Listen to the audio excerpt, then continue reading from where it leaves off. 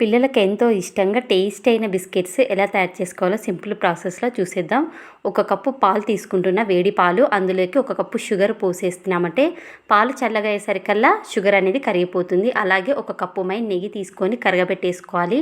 3 కప్పుల మైదా పిండి వేసేసుకొని, ఒక కప్పు నెయ్యి వేసేసుకొని, చిటికెడు సాల్ట్, అలాగే చిటికెడు వంట సోడా కూడా వేసేసుకొని పిండిని నెయ్యిలో ఫస్ట్ మొత్తాన్ని ఇలా కలిపి ఉంట కట్టాలా.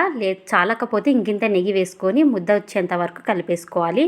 పాలు చల్లగైనాయి కదా, ఇప్పుడు కొద్ది కొద్దిగా పోసుకుంటూ పిండి అనేది ఇలా కలిపేసుకోవాలి. పిండి అనేది ఇలా ఉందంటే సరిపోతుంది. ఇప్పుడు బండకు అనేది ఆయిల్ పట్టించేసుకొని, మరి మందంగా ఉండకూడదు, మరి పలచగా ఉండకూడదు. ఇలా తిక్కేసుకొని ఈ మందంగా మనకి ఏ షేప్ కావాలంటే ఆ షేపు, ఆ డిజైన్లో కట్ చేసేసుకొని ఇలా ఈ సైజు ఉంటే సరిపోతుంది. ఇప్పుడు వీటిని ఆయిల్ అనేది హీట్ ఎక్కాక మంట అనేది మీడియంలో పెట్టేసుకొని గోల్డెన్ కలర్ వచ్చేంత వరకు తిప్పించి కాల్చేసుకున్నామంటే ఎంతో టేస్ట్ అయిన బిస్కెట్లు రెడీ.